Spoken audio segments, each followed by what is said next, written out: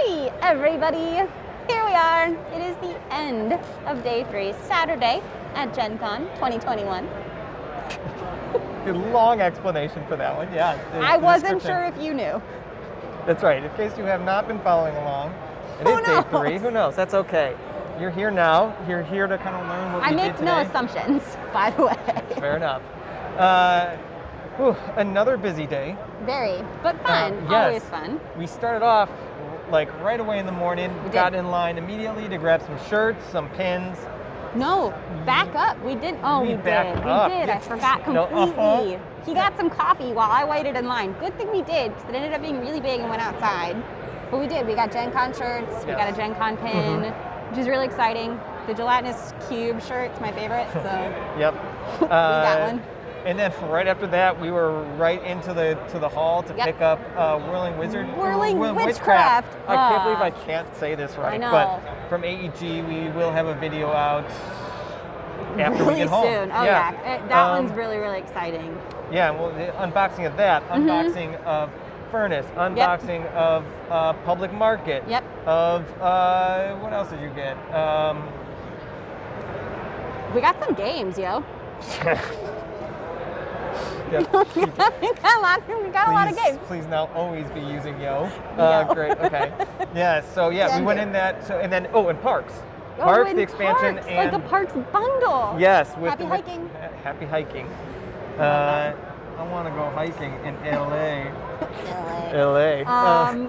Yeah. So we did. Yeah. We went straight to parks. Then we went. We started with AEG and to grab Witchcraft. And then we went straight to parks. And then we were all the way back over to Thunderworks.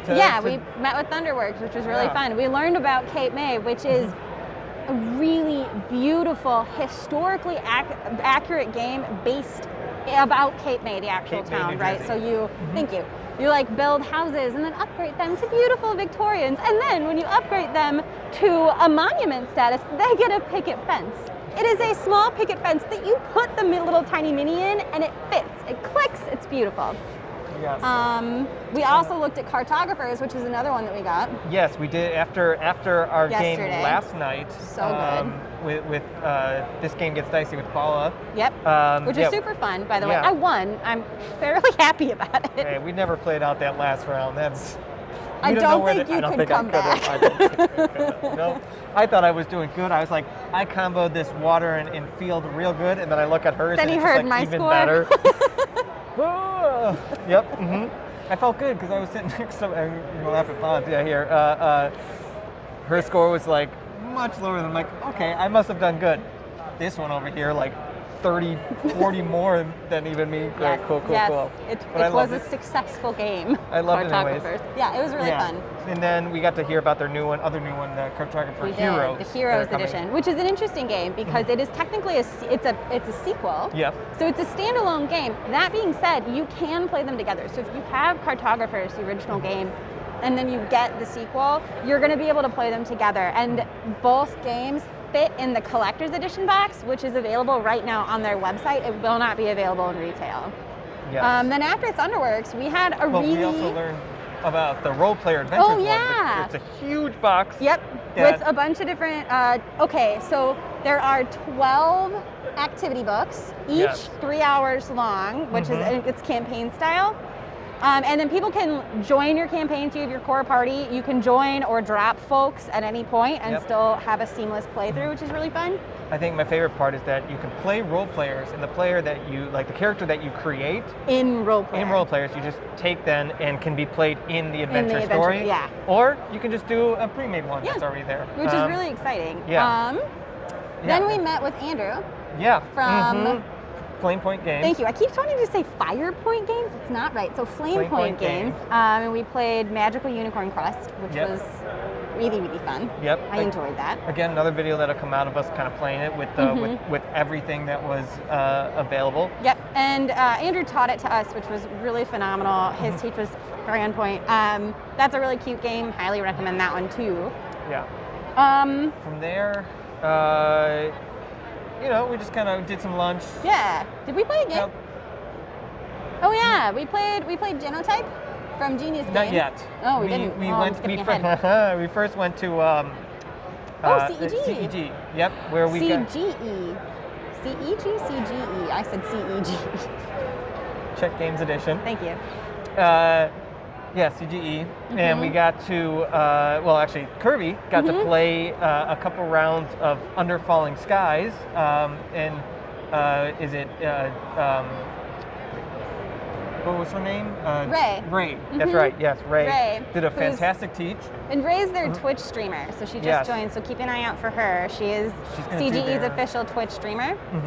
And she taught me that game. Her teach was flawless, and the game is really, really fun. It feels very old school arcade, but on the table, which I enjoy.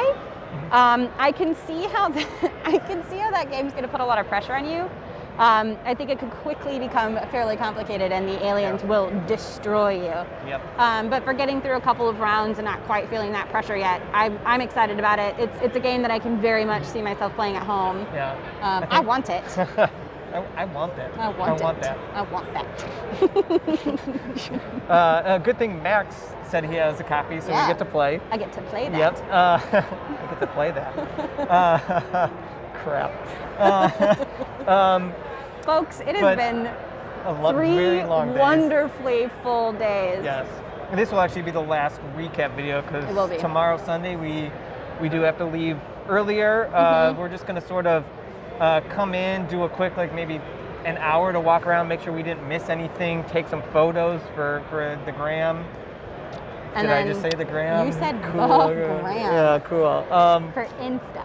Yes. Well, after CGE, we went and did get to play Genotype. Yeah. Which we chatted a little bit about it afterwards. So so aesthetically, Genotype is like a game that's made for me, right? Like that, I like walked past it. It's beautiful. The artwork is really, really fantastic. There's all these different components. The upgrade pieces that you can get are shiny, which is going to draw you in. I think the gameplay is interesting. I would be curious to play it again and give it its due, actually play through the whole thing rather than just 2 rounds. There's 5 rounds of it, so I don't think we really got into it enough. We also talked a lot about it is very, very tight at 4 players. We did 5 players. We did do 5 players. It was extremely tight. And so thinking about playing it at a lower player count, kind of like what we've experienced in the past with Gallerist, it might be just more playable, more accessible at a lower player count. So not feel as tight, feel like you can actually do things. It's hard to say because there's less cards, less actions at 2 player, but we would need to test it and see if like the amount that it gets reduced, does it still give the same feeling of tightness at the 5 player?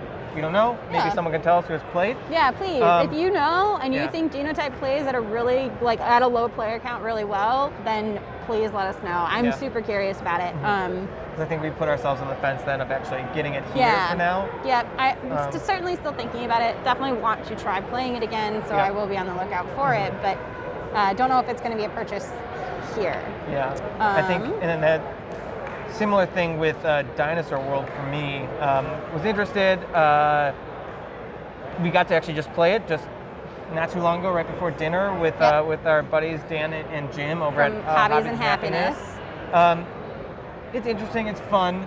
It can be very crunchy, and there are a lot of minute details that you track every single round that highly affect the game. Yes.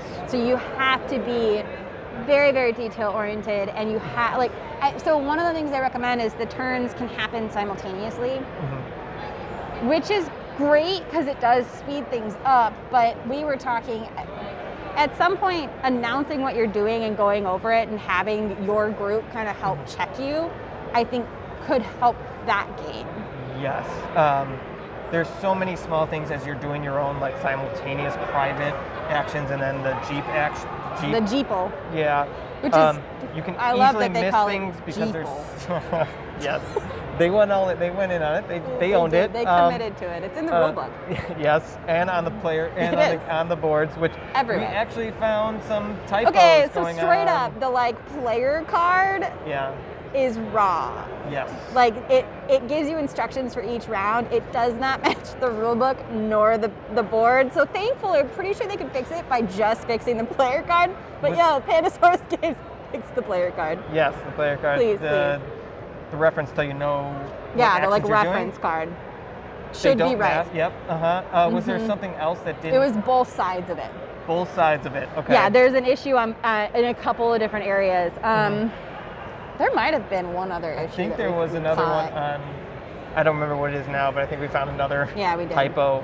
But either it way, happens. Yeah. Either way, like I said, with doing your own simultaneous private and Jeep stuff, there's so many little tiny pieces that you're playing down to like remember things, to add the markers, to add the boredom track. count. And Yeah. those things are so tiny. Yeah, they're So very small. It's just there's so much you can. They can slide off your.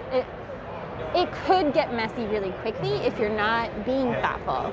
Easily forget to just up that boredom from 1 to 2. And it's an easy, and that's an easy mistake to make. Yeah, it's easy to accidentally kind of cheat or like just not quite fulfill all the requirements.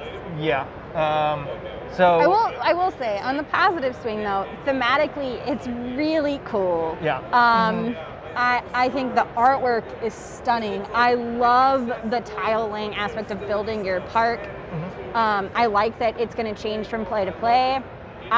So they did a really good job with tracking your genetic material. That board's really nice. You set your little gene counters in each little square. It's indented. It's very nice. That board specifically kept things in place. I wish they had continued that with some of the other small finicky details. So yeah, and then the notch. I guess the notches for the tires, like the upgrading your Jeep. I don't know. They made like the little like half circle indents, so you just kind of like on the place it there. outside of your board. It could have just been like with the double layer that they did with all the other resources and stuff, and things slide around. There's already enough. You need a big table to play that game. Oh yeah. We played on a table this size. It was too small. Yep. It just doesn't help to all the little bits moving around and. Yeah. That being said, I think we both want to play it again. Yes, and I'm very curious to know about what the expansion packs and like the other dinosaurs do, because there's only 3 types of dinosaurs basically in the base game. So super curious to see how the other dinosaurs change things up. What they do. Yep. I hope they are more than just playing them out and giving you excitement. I hope they synergize with some other dinosaurs. That would be really, really cool. Yeah. I think the way that the Jeeps move around would then get even more interesting potentially. And I'm doing, this is all speculation. I have no idea what is in there, and kind of hoping that's what it is. Yeah. I mean, for me, when I come away from a game and I'm thinking about it, and I'm thinking about how I could do better or what I did wrong and what I want to do next, I'm like, okay, I liked that game. So for all of the little details and for how kind of overly complicated it can maybe sometimes be, I enjoyed it, right? I really did enjoy that game. I think it's a solid game. I've never played Dinosaur Island, so I don't know the reference point for that, but Dinosaur World is solid. It's worth a play. Yes. And we're going to play it again. It's worth 2 plays. Yeah, certainly. You need to play it once and learn it. Yeah. And then play it again. Yeah, we all came in kind of just reading the rule books and learning and remembering the demo that we were taught. Yep. I kind of hope that our local game shop, Dice Dojo, gets a copy so that a demo copy so we can play again. And, that's the hope. Anyways, that's pretty much our day. So, thank you for tagging along on the spectacular journey that has been GenCon. Our specular journey. Spectacular. Should we practice that? Yeah. Well, okay. We'll get better. Yeah. That's fine. Thanks for tuning in. Thank you. Bye.